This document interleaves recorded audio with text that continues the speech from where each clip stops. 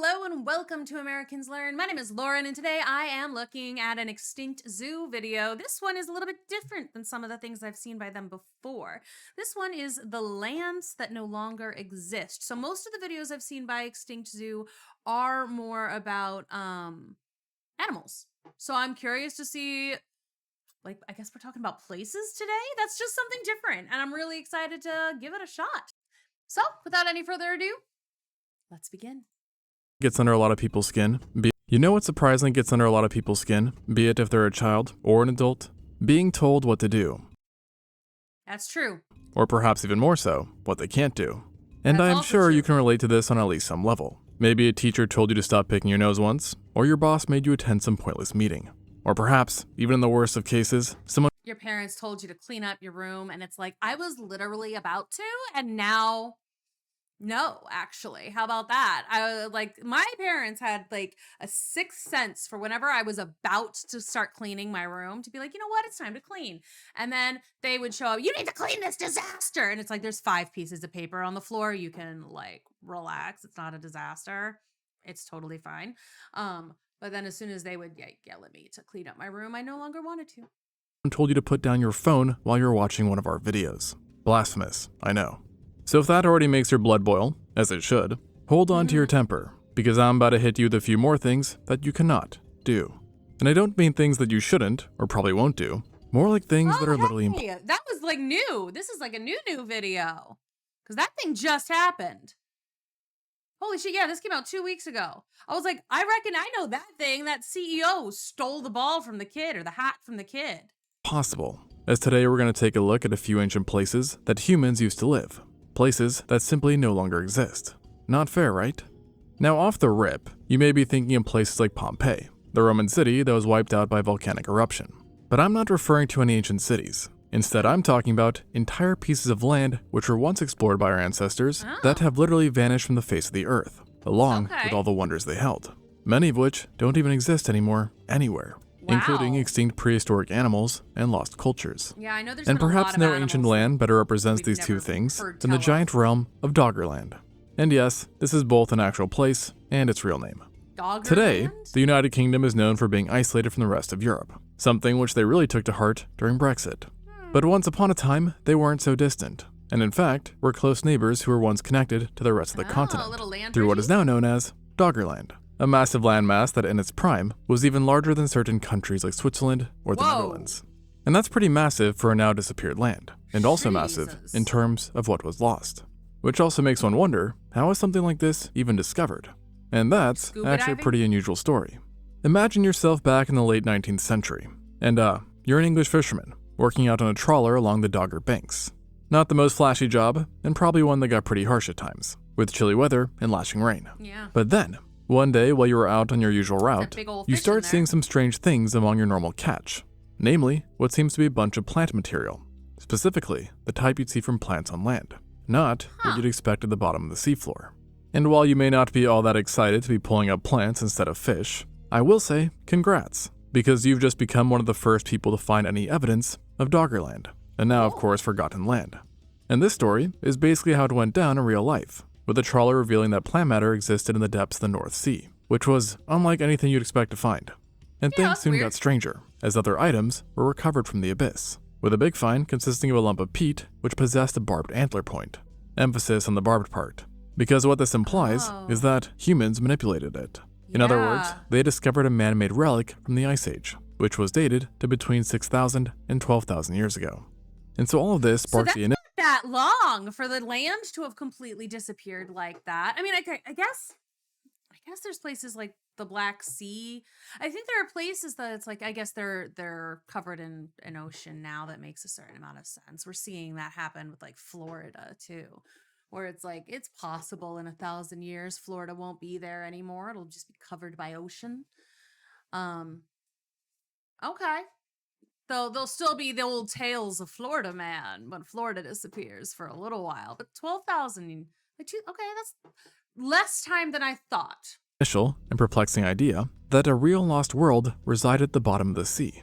And this interest would grow until it reached a breaking point when in the 1990s a paleontologist created speculative maps of this land, which he dubbed Doggerland, a name that, for better or worse, has stuck since. Okay. And these Why did maps you call it provided just enough Doggerland? juice for a whole new wave of research on the supposed location of this region, with seismic surveys having played a huge role in revealing that Doggerland had truly existed. And they even gave us some rough ideas of what it looked like, geographically, which is not an easy accomplishment. But that being said, this part was still a lot easier than solving just about any other question regarding this lost region, Scuba including diving. its origins. And while the exact details will likely always remain hazy, many agree that the region got its start roughly about 120,000 years ago, during the onset of the last glacial cycle, which was the cold spell during the Greater Ice Age, which, for the record, Okay, but then when things heated up, washed it out. Okay, that makes a certain amount of sense. That could have happened really fast. has lasted far longer than 125,000 years. Wow. But it is this cold spell that we usually imagine the Ice Age to have been like. You know, with all that ice, mammoths, and big stuff roaming around.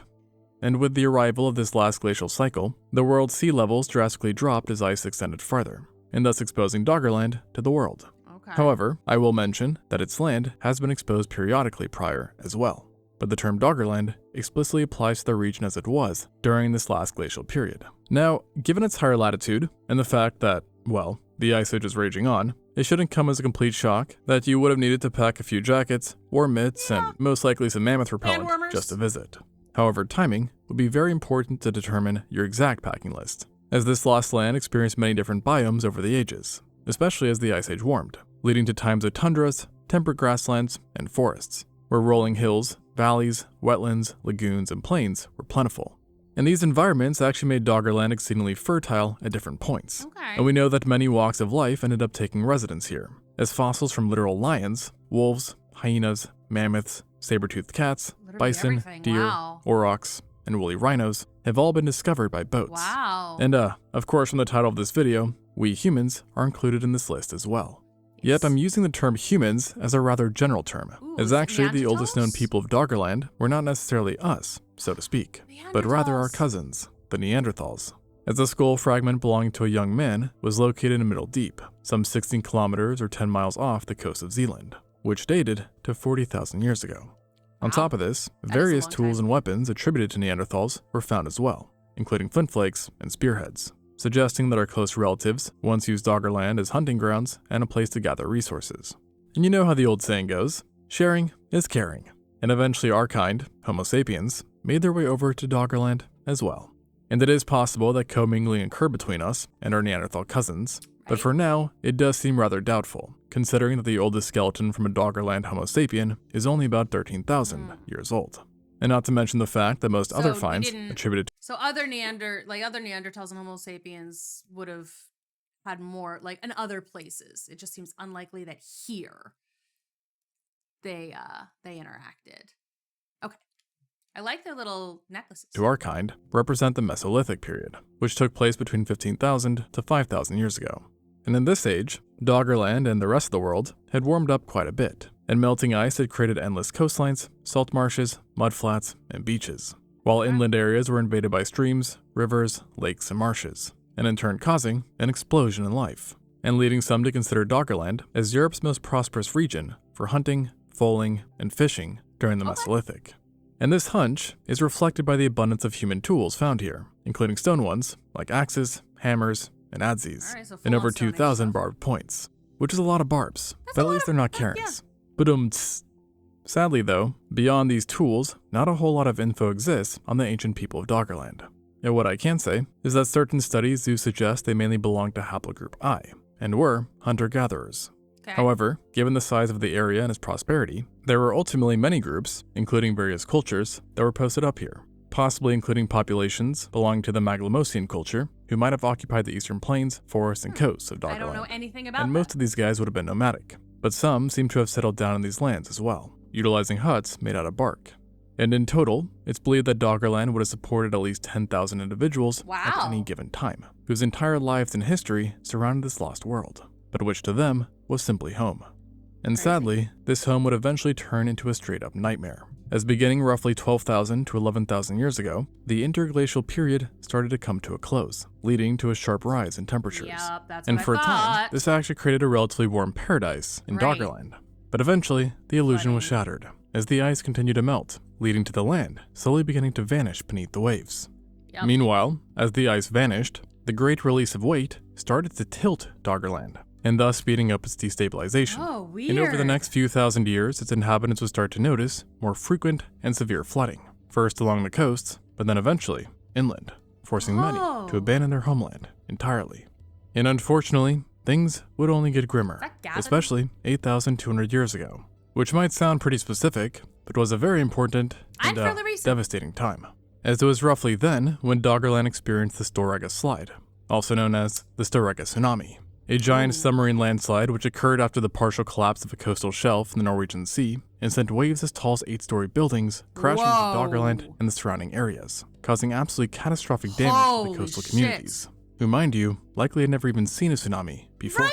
Because that's a crazy high wave. And like this is not the kind of place that usually gets tsunamis. It's not like on a fault. And the damage would have greatly varied by area, but just to get a feel for how bad it was, it's estimated that a quarter of Mesolithic Britain's humans were wiped out. Wow. And this event, in addition to the already rising waters, was enough to finally disconnect Britain from Europe once more, and turn Doggerland more into a Dogger Island. And no one knows if any people remained on these last vestiges of the once expansive land. But I sure hope not, as the fate for these low-lying islands was the same as the rest of Doggerland, with waters finally taking down the very last shred of green about 7,000 years ago. So a real-life Atlantis story. Yeah, but funny enough, or perhaps depressingly enough, you'll find that such stories are rather common when it comes to lost lands in general. Just take a look at Sundaland in Southeast Asia. Today, this region of Earth is littered with well over 10,000 warm tropical islands that are surrounded by blue. Yet at one point, they were surrounded by green. As like Doggerland, this area has fluctuated in sea levels, and therefore the amount of exposed land. And for quite a while at that. So the story of Atlantis is starting to make a lot more like logical sense then. If Plato or Aristotle, one of them, whichever one, it's like in a single day and night, whoever created Atlantis, whatever. But like if there really was an island, and like they discovered, if they did start to discover plant or animal remains or something below the sea, and they were like, this used to be a culture. They found a pot or something, and like they did a little bit of, it's like they might have thought it happened all at one time. Yeah, that's interesting. Its origins dating back to 2 million years ago. But newsflash, we weren't around so far back. And that's honestly fine, as Sundaland wouldn't get all that interesting until the last glacial maximum, so about 26,000 years ago, wherein ice sheets were at their peak. And as a result of that, we also had peak Sundaland, a sprawling region which put even Doggerland to shame, having measured some 4 million square kilometers.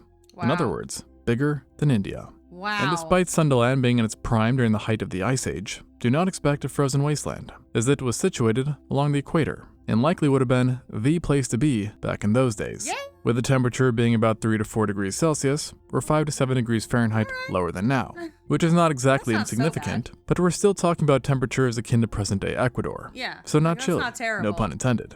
And research also shows that it was quite moist, too, with only temporary periods of drier conditions. It is worth mentioning, though, that you could actually still find some glaciers located inland at high enough altitudes, as they were more common than now, but still somewhat avoidable. And overall, Sundaland offered immense habitats to choose from, with the most prominent being lowland rainforests and, drumroll please, savannas. Yeah, not exactly what you'd expect from this region based on its present looks, but at that time, they were huge. And really, one of the only things that was the same was its good old volcanic activity, so that's nice, I guess. And all these factors made Sundaland quite lively throughout its entire history, especially when our kind eventually posted up here, and they might have done so early on, even before peak Sundaland, with a possible arrival date between 70,000 and 50,000 years ago. Now, they would not have known this, but these OG Sundalanders weren't actually the first homos to live in this ancient land, as in recent times a Homo erectus skull was dredged up from a sunken region, confirming that once upon a time, our close relatives lived here too, and also would have encountered another older resident of Sundaland, the Cynomastodon, an extinct genus of gomphotheres that are very related to modern elephants.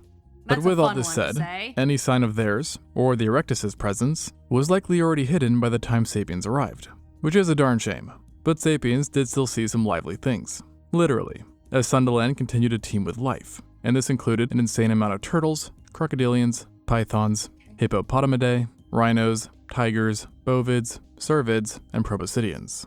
And so, based off of a few of these animals, you already know that living here meant that life could sometimes be dicey. A little bit And this was especially difficult. true along the coasts, where many humans actually ended up settling, as fossils show that not only that sharks were beyond plentiful, but Oh, so good. were the now elusive Komodo dragons. Ooh. So yeah, this region was no joke. But at the same time, these coasts did provide communities with an abundance of food and different resources. And recent studies on the seafloor also found that along with coasts, major river systems existed in Sundaland as well, that acted as a hotspot Interesting. for both human and animal activity, for tens of thousands of years at that. Over which Sundalanders became adept fishers who utilized a myriad of coastal technology, including It's so fun that we can discover that there were rivers under the it's underwater now, but we still know this used to be a river. That's cool. simple rafts. And in some ways, this land was truly a haven for humans, especially given the overall bitterness of the Ice Age. I mean, And it yeah, I wasn't guess it'd just be at those least who lived there warm. full time that reaped the Right. benefits. Like, would you rather deal with like giant predators or freezing nature? Because at least you can kind of escape the predator with a little bit of ingenuity, right? Weather's gonna just kill you. As researchers reckon that its human population would greatly fluctuate on an ongoing basis, with many groups apparently using Sundaland as a migration route. In fact, some even think that Austronesian languages as a whole originated somewhere in Sundaland before being Oh. dispersed through human movement. Though I will say Interesting. that not everyone is on board with this idea. Okay, well, But it's still an whatever the interesting case, theory. the point still stands that Sundaland was vital to many, which makes it all the more tragic that it too would face a similar end to Doggerland. And for it, things started to go south, or down, not so long after the last glacial maximum, as beginning 18,000 years back, the water level started to rise, permanently. But it was really in 3 distinct pulses in which the worst of the flooding occurred, and as a result, coastal areas quickly started to be swallowed up, forcing many settlements to abandon their homelands and venture further and further inland. Eventually, a few thousand years later, the flooding had gotten so bad that Sundaland had now become completely splintered, Wow. and both people and wildlife found themselves marooned on islands, with the final result being the thousands upon Whoa, thousands of yeah. islands that we know Whoa. today. Oh, that's really interesting that they all used to be one thing. This is just the highest points. Whoa, okay. And so this is obviously kind of unfortunate, but I guess at the same time, Sundaland does have a bit more of a happy ending than compared to Doggerland, Yeah, there's as at least some its of it legacy left. still continues to live on through these islands. Plus, while humans were forced to move and lost an important migratory route, their relocation further inland did lead to them adopting new environments like forests, as well as more mountainous areas, which might have actually nudged them into developing farms and domesticating animals. And make it a little bit easier to combat the weather problem. Because you can build like stronger houses, deal with cold. And of course, becoming the predecessors to the future humans of these lands. So not all bad.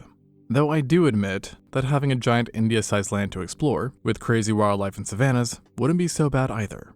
Both Sundaland and Doggerland are among the most prominent examples of lost lands that we know of. But in truth, there was another that may have a claim to being a tad bit more monumental, and that is Beringia. Today, the US and Russia are not exactly known for being close, figuratively that is. But literally, the two are not so distant. I with their mean, closest like you from Alaska, you can see it, so points being only 2.4 miles or 3.8 kilometers away. A small enough gap that during winters, you can technically walk from Russia to the US, and vice versa, as the water freezes over. Not that I'd probably recommend that. But with that said, this applies only to their closest islands, because the mainland distance is far Oh, greater, being about fair. 55 miles or 90 kilometers. okay. So in that case, On a clear day, though, I think you could still probably see, right? Depending on how high you are. I think that I've heard that, like as a like 50 miles or whatever, as you could on a clear night, you can see from like mountaintop to mountaintop, 50 miles away. no amount of ice is going to save you from swimming or boating. But back in the day, the situation was very different, Land and the two countries bridge. were actually united as one. How lovely. And this was all made possible by Beringia. Isn't that like the theory about how like people got from like got from the Eurasia continent to America? Like they walked over the Bering Strait and then it was lost and then they got stuck. Funnily enough, Beringia is also far older than the two previous places I've discussed, since evidence supports it periodically existing as Appalachia. far back as There the she is. Cretaceous, seeing that many types of dinosaurs that lived in Asia also had very close relatives in North America. And then we also see a similar thing occurring during the early and middle Cenozoic, with various paleofauna showing up on both sides. But naturally, our kind wasn't yet available, so to speak, to experience Beringia so far back. And it would ultimately go through a cycle of submerging, reappearing, submerging, reappearing, down and and so up and down forth, and up. I forgot as the about that. oceans waxed and waned. However, one of its most prominent reappearance phases began about 60,000 years ago, thanks to the interglacial period, with intermittent connections between Asia and North America, that eventually transitioned to a stable land bridge around 30,000 years ago, Yeah, I give heard or about this take, as we drew ever closer to our good friend, the glacial maximum. And it was actually quite early on into this new stage that humans first popped up in this area, as we have evidence of people camping out in eastern Beringia as far back as 34,000 years ago. Wow. And to say these guys were absolutely metal is putting it lightly, as they would have endured not only extreme conditions, but do so all the while hunting megafaunal animals like mammoths using stone points. Impressive. Yes, stone. Stones. And they might have dang. even learned to burn various parts of the landscape in order to clear out areas and make hunting a bit easier. Emphasis on the easier part. But nature evidently saw their struggle and would then lend a helping hand, as Beringia would continue to grow and expand as sea levels continue to drop. And at its peak, this hunkering landmass measured over 1,000 kilometers or 620 miles wide, and covered an area that was essentially equal to British Columbia and Alberta combined, creating a huge corridor between Siberia and Alaska, Bigger and thus than I allowing thought, but humans to not creep huge. further west as well. But given its higher latitude, it should be quite obvious that Beringia was in no way a tropical paradise, and a vast cold mammoth steppe stretched out across large swathes of it. But there was a silver lining, being that Beringia did receive more moisture and cloud cover from the northern Pacific Ocean, making it unusually wet for a mammoth steppe, especially compared to the extremely dry lands that sandwiched it.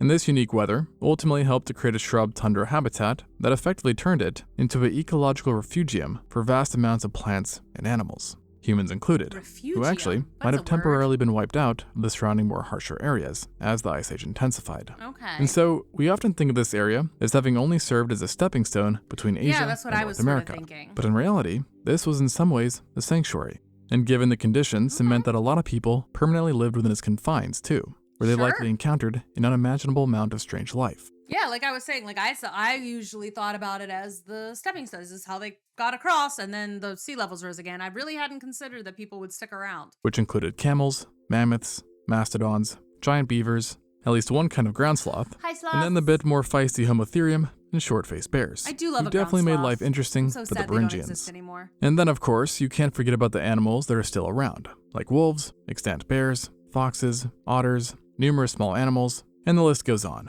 And this ain't even touching on all the marine life that lived off its coasts, which includes the largest Sirenian ever discovered. Oh. So all in all, plenty of life to go around, and ancient Beringians made the most of this, with various discoveries showcasing that these people meant business, with tools and weapons made from both bones and stones being regular discoveries, in addition to the remains of a bunch of different kind of prey. And along the water, these prey remains primarily consisted of hundreds of accumulated salmon bones, while more inland, ancient Beringians were adept big game hunters, butchering the likes of mammoths, bison, and elk that existed in abundant herds. But of course, small game was also on the menu, as settlements tended to be in areas dominated by hares, birds, ground squirrels, and other small mammals. And the lucky thing about those guys is that they breed like crazy, so it's like it's harder to overhunt them.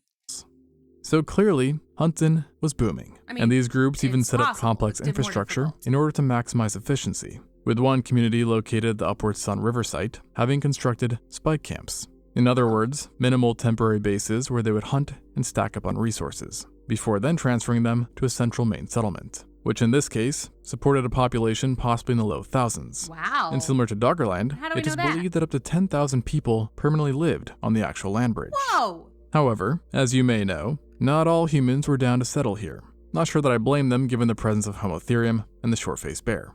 And ultimately, Beringia would play a crucial role in the founding of the Americas.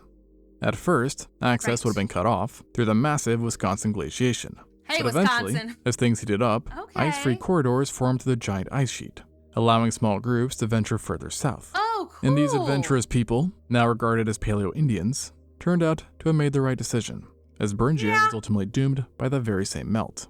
And it's believed that by 10,000 years ago, the connection between east and west was finally severed. I did not realize it was the same melt. Like, cause I'd heard some stuff about the Wisconsin ice sheet recently. I don't remember what video I was talking about. It's probably a Lindsay Nicole video. It's always a Lindsay Nicole video, but it might have been an ExtinctZoo video. Either way, I remember hearing about the Wisconsin ice sheet, but I didn't realize that that was the melt that got rid of the Bering Strait. That's crazy. These swept over and reclaimed the land bridge, and thus bringing an end to Paleoberingia. Yet, its legacy would still persist in some ways, at least for a bit longer, as some areas became islands after the flooding, just like what was seen in Sunderland, chief among them being Wrangel Island. And this was literally a lost world within a lost world, as after Beringia's submergence, it provided a temporary paradise for one of the landmass's most wondrous residents, woolly mammoths. And it was actually on this very island that the very last mammoths lived, with the youngest remains being dated to just 2000 BC. In other words, the 4th dynasty of Egypt was underway at the very same time, and the pyramids were already hundreds of years old, which is kind of crazy when you think about it. Yeah. But alas, not even these titanic relics from Beringia would last, and today we only have our imagination to picture this almost mythical land. Besides the Ice Age being responsible for their coming and going, these 3 lost lands share another similarity, which is the fact that we know for a fact that humans lived on them. But there are other lost lands that have drawn interest specifically because we aren't sure if people reached them. And this mystery is perhaps no greater than when dealing with the Persian Gulf. Now, if you were to travel to the Gulf today, you would find yourself a salty Mediterranean Sea, with blistering heat and sand dunes all around. Gotta love the screensaver shot. As the desert is tightly hugging it. Doesn't necessarily scream oasis, right? But at one point, it very much was. At least according to one researcher, who found, based on bathymetric data, that the Gulf's basin was likely above sea level up to 125,000 years ago, which was the very beginning of the glacial cycle. Just like the previously mentioned lands, the exposed parts of the Persian Gulf would continue to grow as sea levels dropped further, at one point reaching a size greater than Great Britain. See what I did there? And it wasn't just an additional slab of desert, as back then, the area would have been getting a regular supply of fresh water from the Tigris, Karun, Wadi Batan, and Euphrates River, while underground springs surely helped as well, resulting in what the researcher has termed the Gulf Oasis, a refuge from the surrounding harsh desert that housed a mosaic of mangrove swamps, lakes, rivers, marshes, estuaries, and springs, making it a very fertile area to say the least. And it's so interesting that we can know this stuff, that we can like figure this stuff out when we have, when they're just nowhere close. It's like, it's so interesting the things that we can know existed at one point, regardless of the fact that no one was there and there is no like written documentation. It's the fossil records are cool. Place to be, no matter who or what you were. Now the question is, did humans ever live here? Because at this point, humans were obviously already a thing. But did they ever make it to the Gulf Oasis? And the answer to that is, we don't know. At least not for sure, as no one's been swimming along the bottom of the Gulf to check for signs of their presence. Do it. However, that researcher I mentioned thinks the answer is a resounding yes, and that deep beneath the waves, I mean, it makes a certain amount of sense. Like, humans get everywhere. We're like freaking glitter. Like, we get everywhere, and then we just keep popping up. You know, I feel like it makes a certain amount of sense. And if you found that place, like, look, people will make their home in the most inhospitable places. So if they found something in the desert and they were like, all right, well, just keep walking, I guess, and then they get here. Absolutely. Makes sense. lie the remains of an ancient civilization. And yeah, this is quite a bold claim, but their confidence has a lot to do with what has been discovered on land. As along the shores, archaeologists recently discovered 60 sites where well-kept and complex settlements had once thrived, which boasted stone houses, apparent trade networks, domesticated livestock, art pieces, and evidence for one of the oldest known troop boats. But what's strange is that these settlements all seem to have just popped out of nowhere around 7,500 years ago, with no precursor settlements being found in the area, including further inland. And so to recap, we basically just have this endless sand, and then boom, sophisticated ancient populations by the water. And this has led to the intriguing idea that perhaps humans lived in the Gulf Oasis for a mind-boggling amount of time, like over 100,000 years, kind of, eventually being forced out by flooding. Now, if you're familiar with human migration, then you might think this hypothesis sounds a bit off, as currently the most supported idea is that humans who left Africa and successfully spread throughout the globe. Yeah, because I was like, I was like, no, it makes sense. Like, if they, like, we found our way to certain places, like, set up shop and then had to keep moving in, but like, okay. only departed about 70 to 50,000 years ago, not over 100,000. And so this That gives is a us a long few time. possibilities. One, that the 60 sites found along the shore don't matter as much as we thought, and are not a sign of exceedingly long habitation. Which would be Two, upsetting. that the humans who found the Gulf Oasis left no descendants. Or three, that this Oh. eradicated oasis actually represents a vital and forgotten part of our history, one that could change everything we once believed. And while that remains unclear and a bit controversial, Go it scuba is an diving. interesting thought to think that the secrets to our past are hidden beneath the waves. However, cool. even if the researcher was off about the timing, it's still very likely that at some point a few humans took advantage of the Gulf Oasis, as it would exist for an extended period of time, with its refuge status persisting throughout the glacial cycle and glacial maximum. In fact, it wouldn't be until 8,000 years ago that the party finally came to an end, thanks to our good old friend, rising sea levels, which swiftly overtook the Gulf through Gotta love catastrophic 'em. floods as the Indian Ocean essentially gobbled it up, devolving the world of an oasis into one of the world's harshest environments. Thanks for watching, and until next time on ExtinctZoo. Wow. Okay. That was pretty interesting. I had not really considered that being even a much of a possibility. Like, it's just not something that occurred to me that there were lots and lots of places that had been subsumed by waves. But it makes a perfect amount of sense. Like, of course people were everywhere during ice ages, and I knew the Bering Strait thing happened. I just hadn't really considered someone lived there, you know?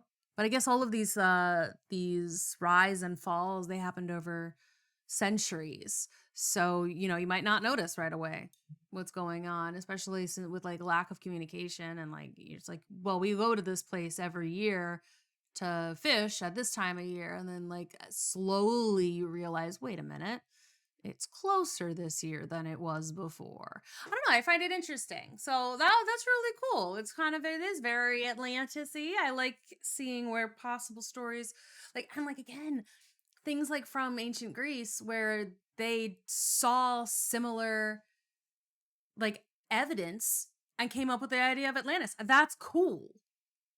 Anyway, thank you so much for watching. I do hope you enjoyed this, and I will see you all in the next one.